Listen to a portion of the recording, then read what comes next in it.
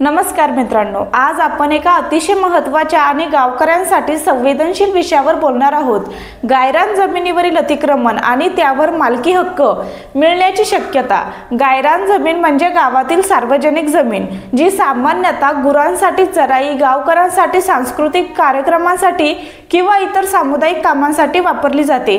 पण गेल्या काही वर्षात या जमिनीवर अतिक्रमण वाढलं आहे आणि याबाबत सर्वोच्च न्यायालय आणि महाराष्ट्र सरकारने काही महत्त्वपूर्ण निर्णय घेतले आहेत। चला गायरान जमिनीवरील अतिक्रमण आणि त्यावर मालकी हक्क मिळण्याच्या नवीन अपडेट्स सोप्या मराठीत समजावून घेऊया। गायरान जमीन म्हणजे काय? गायरान जमीन ही गावातील सार्वजनिक जमीन आहे जी गावकऱ्यांच्या सामुदायिक वापरासाठी राखीव असते। याचा उपयोग खालीलप्रमाणे होतो: गुरांच्या चराईसाठी, गावातील मेळावे, सण समारंभ, खेळ किंवा इतर सामुदायिक उपक्रमांसाठी, पानवटे, स्मशानभूमी किंवा गावातील इतर सार्वजनिक गरजांसाठी। ही जमीन सरकारी मालमत्तेच्या श्रेणीत येते आणि ती गावातील ग्रामपंचायतीच्या नियंत्रणाखाली असते। परंतु अनेक ठिकाणी या जमिनीवर बेकायदेशीर बांधकामे, शेती किंवा इतर अतिक्रमण झाले आहेत। त्यानंतर गायरान जमिनीवरील अतिक्रमण। वास्तव महाराष्ट्रात गायरान जमिनीवरील अतिक्रमण ही एक मोठी समस्या आहे। सर्वोच्च न्यायालय आणि बॉम्बे उच्च न्यायालय यांनी याबाबत कठोर भूमिका घेतली आहेत। काही महत्त्वाचे मुद्दे: आकडेवारी 2022 मध्ये बॉम्बे उच्च न्यायालयाला सादर केलेल्या अहवालानुसार महाराष्ट्रातील 4.52 लाख हेक्टर गायरान जमिनीपैकी सुमारे 10,089 हेक्टर जमिनीवर 2,22,153 बेकायदेशीर बांधकामे आहेत। सर्वोच्च न्यायालयाचा 2011चा आदेश, जगपाल सिंग विरुद्ध पंजाब सरकार। या खटल्यात सर्वोच्च न्यायालयाने स्पष्ट केलं की गायरान जमिनीवरील अतिक्रमण काढून टाकावं आणि त्यांचं नियमितकरण, रेग्युलायझेशन फक्त अपवादात्मक परिस्थितीतच केलं जावं, जसं की जमिनीवर शाळा, रुग्णालय किंवा इतर सार्वजनिक उपयुक्तता। भूमिहीन, मजूर किंवा अनुसूचित जाती जमातीच्या व्यक्तींना सरकारने जमीन दिली असेल। बॉम्बे उच्च न्यायालयाचा 2022चा आदेश, उच्च न्यायालयाने महाराष्ट्र सरकारला गायरान जमिनीवरील अतिक्रमण काढण्यासाठी रोडमॅप तयार करण्याचे आणि यापुढे कोणतेही नियमितकरण न करण्याचे आदेश दिले। त्यानंतर गायरान जमिनीवरील अतिक्रमण नावावर होणार का? अनेक गावकऱ्यांचा प्रश्न आहे की गायरान जमिनीवरील अतिक्रमण नावावर होऊ शकतं का? याचं उत्तर कायदेशीर दृष्टिकोनातून पाहूया। नियमितकरणाची शक्यता। सर्वोच्च न्यायालय आणि बॉम्बे उच्च न्यायालयाने गायरान जमिनीवरील अतिक्रमणाचं नियमितकरण अत्यंत अपवादात्मक परिस्थितीतच करता येईल असं स्पष्ट केलं आहे। 2011 पर्यंत महाराष्ट्र सरकारने काही अतिक्रमणाचं नियमितकरण केलं होतं, 12,652 अतिक्रमण। पण त्यानंतर सरकारने नवीन नियमितकरणावर बंदी घातली आहे। जर अतिक्रमण करताना गायरान जमिनीवर दीर्घकाल 30 वर्षांपेक्षा जास्त ताबा ठेवला असेल आणि तिथे कायमस्वरूपी बांधकाम जसं की घर असेल तर काही प्रकरणांमध्ये नियमितकरणासाठी अर्ज करता येऊ शकतो, परंतु यासाठी कठोर अटी पूर्ण कराव्या लागतात। अतिक्रमणकर्ता हा भूमिहीन किंवा अनुसूचित जाती जमातीचा असावा। मालमत्तेवर कोणताही कायदेशीर वाद नसावा। स्थानिक प्रशासनाची परवानगी आवश्यक। सध्याची परिस्थिती 2025 नुसार बॉम्बे उच्च न्यायालयाने 2022 मध्ये आदेश दिले की यापुढे गायरान जमिनीवरील अतिक्रमणाचं नियमितकरण केलं जाणार नाही जोपर्यंत सर्वोच्च न्यायालयाच्या 2011च्या आदेशाचं पालन होत नाही।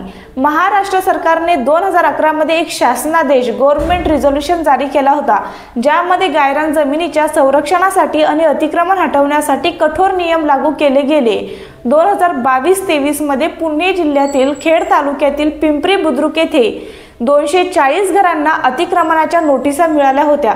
गावकऱ्यांनी या विरोधात आंदोलन केलं कारण त्यांचं म्हणणं होतं की त्यांच्या पिढ्या तिथे राहत होत्या आणि जमिनीचं गायरान म्हणून वर्गीकरण चुकीचं आहे।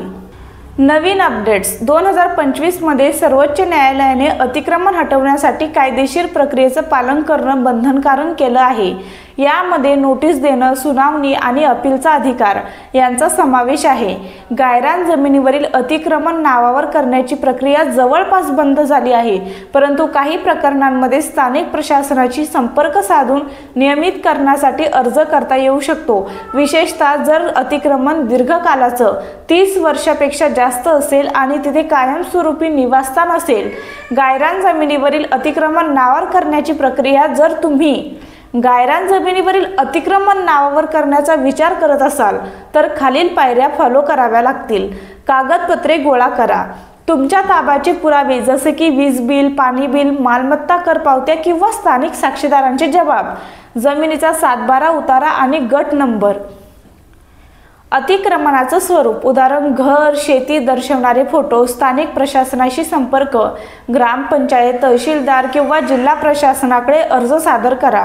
अर्जात तुमचं अतिक्रमण दीर्घकालाचं 30 वर्षापेक्षा जास्त असल्याचं आणि तुम्ही भूमिहीन असल्याचं नमूद करा. कायदेशीर सल्ला, वकिलाची मदत घ्या आणि नियमित करण्यासाठी आवश्यक कागदपत्रे तयार करा. जर प्रशासनाने अर्ज नाकारला तर तुम्ही उच्च न्यायालयात अपील दाखल करू शकता. सर्वोच्च न्यायालयाच्या अटी, नियमितकरण फक्त अपवादात्मक परिस्थितीत शक्य आहे, जसं की तुम्ही अनुसूचित जाती जमातीचे असाल किंवा जमिनीवर शाळा, रुग्णालय असेल. तर सावधानता, गायरान जमिनीवरील अतिक्रमण नावावर करणं अत्यंत कठीण आहे आणि यासाठी कठोर कायदेशीर प्रक्रिया आणि पुरावे आवश्यक आहेत. मालमत्तेचं संरक्षण आणि गावकऱ्यांसाठी टिप्स. नियमित तपासणी, गायरान जमिनीची नियमित तपासणी करा आणि कोणत्याही अतिक्रमणाची तक्रार त्वरित ग्रामपंचायतीकडे करा. कागदपत्रे, गायरान जमिनीचा 7/12 उतारा आणि गट नंबर नियमित तपासा. कायदेशीर सल्ला, अतिक्रमण हटवण्यासाठी किंवा नियमित करण्यासाठी वकिलाशी संपर्क साधा. ग्रामपंचायतीची भूमिका, गावकऱ्यांनी ग्रामपंचायतीला गायरान जमिनीच्या संरक्षणासाठी सक्रिय करावं. आंदोलन आणि सामुदायिक प्रयत्न, जर प्रशासन चुकीच्या नोटिसा पाठवत असेल तर गावकरी एकत्र येऊन कायदेशीर लढाई लढू शकतात. सर्वोच्च न्यायालय, सरकारच्या भूमिकेचा परिणाम कठोर कायदा. सर्वोच्च आणि उच्च न्यायालयांनी गायरान जमिनीच्या संरक्षणावर जोर दिला आहे, त्यामुळे नियमितकरणाची शक्यता कमी झाली आहे. पारदर्शकता, अतिक्रमण हटवण्यासाठी कायदेशीर नोटीस आणि सुनावणी बंधनकारक आहे, ज्यामुळे गावकऱ्यांना आपली बाजू मांडण्याची संधी मिळते. सामाजिक प्रभाव, गायरान जमिनीच्या संरक्षणामुळे गावकऱ्यांचे सामुदायिक हक्क सुरक्षित राहतील, परंतु दीर्घकाळ राहणाऱ्या कुटुंबांना कायदेशीर आव्हानांचा सामना करावा लागू शकतो. निष्कर्ष, गायरान जमिनीवरील अतिक्रमण हा एक जटिल आणि संवेदनशील विषय आहे. सर्वोच्च न्यायालय आणि बॉम्बे उच्च न्यायालयाने याबाबत कठोर नियम लागू केले आहेत, ज्यामुळे अतिक्रमणाचं नियमितकरण जवळपास अशक्य झालं आहे. तरी अपवादात्मक परिस्थितीत जसं की 30 वर्षापेक्षा जास्त ताबा आणि भूमिहीन व्यक्ती नियमित करण्याची शक्यता आहे. गावकऱ्यांनी आणि अतिक्रमणकर्त्यांनी कायदेशीर प्रक्रियेचं पालन करणं आणि वकिलाचा सल्ला घेणं महत्त्वाचं आहे.